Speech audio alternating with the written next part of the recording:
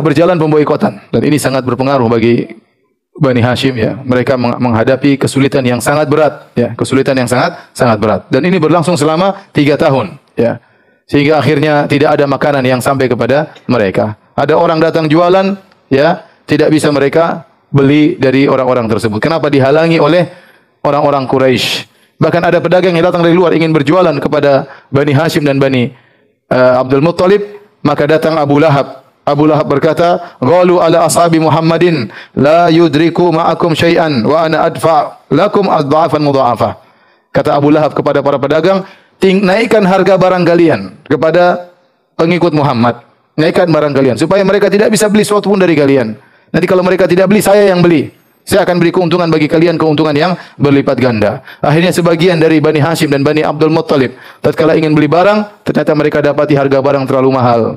Sehingga mereka tidak mampu untuk beli barang-barang tersebut, tidak mau beli bermakanan, tidak mau beli makanan. Akhirnya mereka pulang bertemu dengan anak-anak mereka dan keluarga mereka, sementara anak-anak mereka yatadagaun, yaitu menangis karena kelaparan. Baik. Akhirnya Banu Hashim selama 3 tahun tinggal di Syi'ib Abu Talib, kemudian terboikot ya, dan mereka merasakan penderitaan yang luar biasa. Akhirnya sebagian orang-orang Quraisy yang hatinya masih ada kasihan sama Bani Hashim. Padahal mereka orang kafir. Dan mereka tahu ini tidak baik seperti ini ya. Hati mereka masih ada dan mereka tahu ini perbuatan yang buruk. Akhirnya mereka mulai berpikir bagaimana agar pemboikotan ini, pemutusan silaturahmi ini bisa selesai, bisa berhenti. Yang paling depan dalam hal ini adalah Hisham bin Amr. Hisham bin Amr yang tadi mengirimkan makanan malam-malam kepada Bani Hashim. Ya. Dia memiliki kekerabatan dengan Bani Hashim. Dan dia adalah orang yang mulia di kaumnya. Dan dia telah berusaha untuk membantu Bani Hashim tatkala di hari-hari mereka diboikot. Maka dia berpikir bagaimana agar perkara ini bisa selesai. Maka berjalanlah dia, Hisham bin Amr al-Amiri, dia berjalan menuju seorang bernama Zuhair bin Abi Umayyah al-Makhzumi. Zuhair bin Abi Umayyah al-Makhzumi dari kabilahnya Abu Jahal, karena Abu Jahal dari Banu Makhzum. Zuhair bin Abi Umayyah. Tetapi ibunya adalah Atikah, bibinya Rasulullah sallallahu alaihi wasallam. Atikah bintu Abdul Muttalib. Jadi tantenya Nabi siapa? Atikah ya. Jadi punya kekerabatan dekat dengan Nabi. Berarti dia sepupunya siapa? Nabi sallallahu alaihi wasallam. Maka Hisham menegur Zuhair, "Ya Zuhair, aqad radita an ta'kula at-ta'am wa talbasu ath-thiyab wa tankiha an-nisa wa akhwaluka haitsu qad alimta la yuba'un wa la yubta' minhum wa la yankihun wa la yunka ilaihim." Apakah kau senang wahai Zuhair? Engkau makan makanan, engkau pakai pakaian, engkau menikahi para wanita. Sementara paman-pamanmu, om-ommu dari Bani Hashim, kondisi mereka sebagaimana kau ketahui. Mereka tidak bisa beli barang, mereka tidak bisa menjual barang, mereka tidak bisa menikah, dan mereka tidak bisa menikahkan. Ama ini ahlifu billah, lau kanu akhwala Abil Hakam bin Hisham, thumma da'utu ila mithli ma da'aka ilahi minhum, ma ajabukum ilahi abada. Kemudian Hisham memprovokasi Zuhair. Wahai Zuhair, demi Allah saya bersumpah, seandainya kejadian ini menimpa Abu Jahal, kemudian ya engkau menyuruh Abu Jahal untuk memboikot paman-pamannya, Abu Jahal tidak akan nurut sama engkau. Masa sekarang kejadian ini terjadi pada paman-pamanmu, engkau ikut memboikot paman-pamanmu, sementara kau dalam hidup enak, makan, minum, pakai pakaian, menikah ya. Akhirnya dia berkata, "Wahai Hakum ya Hisham, madza asna?" Celaka engkau Hisham, apa yang bisa saya lakukan?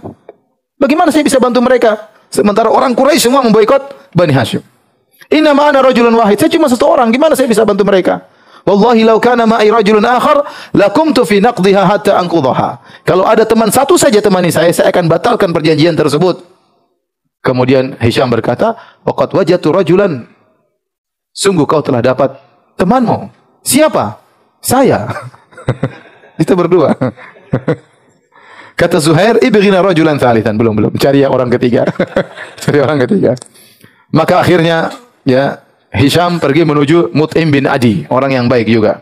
Maka dia berkata, "Wahai Mut'im, apakah kau senang? Dua suku Bani Hashim, Bani Abdul Muttalib binasa, dari Bani Abdul Manaf binasa. Sementara engkau melihat tersebut, kau menyaksikannya dan kau setuju dengan kebinasaan mereka." Ya. Kemudian sama dia berkata, "Wahai Haka, famadza asna?" Celaka engkau, apa yang bisa aku lakukan? Inna ma'ana rajulun wahid, saya cuma sendiri. Kemudian kata Hisham, "Qad wajadtu tsaniyan." Kau sudah mendapati orang kedua. Siapa? Saya, orang kedua. Ibghina tsalitsan, cari orang ketiga. Ada orang ketiga. Siapa? Zuhair bin Abi Umayyah. Kita bertiga. Kata dia, ibghina rabi'an. Cari orang keempat. Berangkatlah Hisham. Hisham ni yang otaknya dia, Hisham bin Amr Al-Amiri. Maka dia berjalan menuju Abul Bakhtari bin Hisham. Maka dia berkata sebagaimana yang dia katakan kepada kedua orang sebelumnya.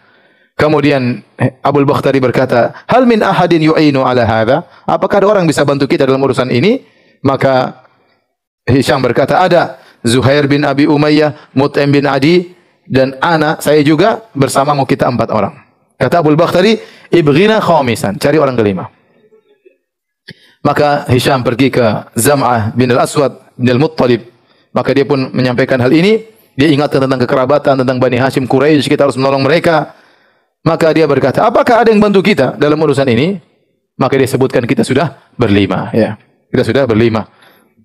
Akhirnya mereka bersepakat suatu tempat namanya Al-Hujun di pinggiran kota Mekah. Kemudian mereka sudah sepakat untuk bikin provokasi besok agar perjanjian ini bisa digagalkan. Ya. Kemudian kata Zuhair, "Ana abda'ukum fa akunu awwala man yatakallam." Saya yang pertama kali ngomong besok. Ya. Tatkala tiba besok hari, 5 orang ini jalan menuju Masjidil Haram. Dan kita tahu, sering saya sampaikan, Abu Jahal nongkrongnya di mana? Di Masjidil Haram. Nongkrongnya di Masjidil Haram. Kemudian Zuhair bin Abi Umayyah, dia datang dengan pakaian indah, dengan hullah pakaian. Kemudian dia tawaf di Ka'bah. Mereka ini musyrikin semua. Kita sudah sering sampaikan, bahwasanya orang musyrikin mereka juga tawaf dan mereka juga apa? Haji. Maka Zuhair bin Abi Umayyah dia pun tawaf 7 putaran. Setelah itu dia balik menghadap Abu Jahal dan teman-temannya. Kemudian dia berkata, "Ya ahla Makkah, wahai penduduk Makkah, anakulu ta'am wa nalbasu thiyab wa Banu Hashim halka." Apakah kita makan makanan, kita pakai pakaian senang-senang, sementara Banu Hashim, kerabat kita binasa. La yuba'un wa la yubta' minhum. Mereka tidak bisa beli barang dan mereka tidak bisa menjual barang. Wallahi la aqudu hatta tushaqqa hadhihi sahifatul qati'atul zalimah. Aku tidak akan duduk sampai kertas kesepakatan itu yang zalim, yang pemutus silaturahmi dirobek. Abu Jahal komentar langsung. Dan dia berada di ujung masjid, dia berkata, "Kadzabta wallahi la tushaq." Demi Allah, kau berdusta. Ya, Masya Allah, dia bilang apa? Demi Allah. Itu perjanjian tidak akan dirobek. Mereka sudah rencana dari awal. Pokoknya satu ngomong. Abu Jahal mau diserang, ya, dadakan. Waktu Abu Jahal komentar, maka Zam'ah bin Aswad, orang kelima dari 5 orang tersebut, komentar, "Anta wallahi akdzab." Engkau lebih pendusta dari Abu Jahal. "Ma radina kitabaha haitsu kutibat." Kami sesungguhnya tidak ridha dengan tulisan tersebut, dengan perjanjian tersebut. Zam'ah komentar, Abul Bakhtari komentar, "Shadaqa Zam'ah." Zam'ah benar. Kami tidak ridha dengan tulisan tersebut. Mut'im bin Adi komentar lagi, "Benar, kalian berdua benar." Yang dusta yang mengingkari hal ini. Ya. Kemudian ya, Hisham bin Amr kemudian komentar juga. Abu Jahal pintar. Dia berkata, "Hadza amrun qudhiya bil lail, tushuwiru fihi fi ghairi hadzal makan." Ini sudah direncanakan ini. Tadi malam mereka sudah musyawarah, ini rencana sudah Abu Jahal. Abu Jahal orangnya apa? Cerdas, goblok ya. Taib. Kemudian Rasulullah SAW menyampaikan kepada pamannya Abu Talib. Allah telah memberikan kabar gaib kepada Nabi SAW bahwasanya Allah telah mengirim al-aradah, yaitu rayap, ke dalam Ka'bah, kemudian memakan perjanjian tersebut, dimakan oleh rayap, semuanya robek kecuali tersisa kalimat-kalimat Allah Subhanahu wa taala. Bismillah misalnya, yang lainnya dimakan oleh rayap. Kemudian ya, Abu Talib berkata, ya, "Na'am, ya. Ma kadzabtani." Kau tidak pernah berdusta kepadaku, wahai Muhammad. Maka berangkatlah Abu Talib dengan sekelompok jamaah dari Bani Abdul Muttalib sampai mereka datang ke Masjidil Haram. Kemudian mereka melihat orang-orang Quraisy, dan orang Quraisy menyangka mereka sudah sangat kepayahan sehingga keluar dari tempat mereka, syiar mereka, untuk menyerahkan Muhammad sallallahu alaihi wasallam.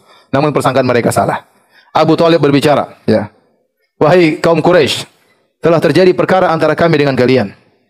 Datangkanlah kertas perjanjian kalian tersebut, yang di situ ada kesepakatan kalian.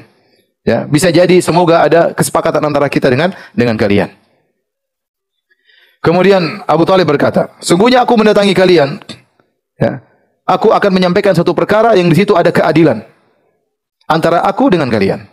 Sungguhnya ponakanku Muhammad telah mengabarkan kepadaku, walam yakdzibni qat, dan dia tidak pernah berdusta kepadaku. Dia telah mengabarkan kepadaku bahwasanya Allah telah mengirim rayap untuk memakan kertas perjanjian tersebut. Maka dimakanlah kertas seluruhnya kecuali tulisan Bismikallahumma. Ya. Kemudian Abu Talib berkata, kalau benar apa yang diucapkan oleh Muhammad, ya, Wallahi la nuslimu hatta namuta an akhirina. Kalau benar yang dikatakan Muhammad, ternyata kertas tersebut sudah dimakan oleh rayap, demi Allah, kami tidak akan menyerahkan Muhammad sampai kami semuanya tewas. Wa in kana alladhi yaqulu batilan dafa'na ilaikum sahibana. Kalau ternyata Muhammad bohong, kami akan serahkan Muhammad kepada kalian. Akhirnya orang-orang Quraisy berkata, qad ansaftana radina billadhi taqul. Engkau benar, ini perkataan yang adil. Ya, kami ridho, kami suka dengan perkataan ini. Maka mereka pun masuk ke Ka'bah. Mereka buka perjanjian tersebut, ternyata mereka mendapati ternyata kertas tersebut sudah robek, ya, sebagaimana yang dikabarkan oleh Nabi SAW, kecuali tulisan apa? Bismikallahumma. Ya. Akhirnya Abu Talib pergi menuju Ka'bah dengan orang-orang teman-temannya, kemudian mereka berdoa kepada Allah Subhanahu wa taala. Mereka berkata, Allahumma ansurna ala man zalamana. Ya Allah, tolonglah kami terhadap orang-orang yang telah menzalimi kami, wa qata arhamana, yang telah memutuskan silaturahmi kepada kami. Kemudian dia pun pulang bersama teman-temannya menuju tempat tinggal mereka, itu di Syi'ab Abi Talib. Akhirnya tatkala itu Al-Mut'im bin Adi, dia pun pergi menuju sisa kertas tersebut, kemudian dia robek-robek. Kemudian dia berjalan menuju ke bersama orang-orang Quraisy yang bersama dia. Kemudian dia bawa pedang dan bawa senjata, kemudian dia pergi menuju kepada Syi'ab Abi Talib. Kemudian dia suruh Bani Hashim agar keluar dari tempat tinggal mereka, agar kembali seperti sedia kala. Akhirnya Bani Hashim, Bani Abdul Muttalib yang tadinya terisolir di tempat tersebut, akhirnya keluar. Ya, perjanjian tersebut sudah batal. Ya, hancurlah rencana Abu Jahal dan teman-temannya, dan itu terjadi pada tahun 10 kenabian. Tahun 10 kenabian, ya. Jadi Nabi di Mekah berapa tahun? 13 tahun, sekitar 3 tahun sebelum hijrah. Jadi makanya masih dikatakan tahun ke-5 kenabian, tahun ke-7 kenabian, tahun ke-10 kenabian. Nanti kalau sudah pindah ke kota Madinah baru tahun pertama hijriah, tahun kedua hijriah, begitu ya. Jadi masih tahun 10 kenabian, belum tahun hijriah.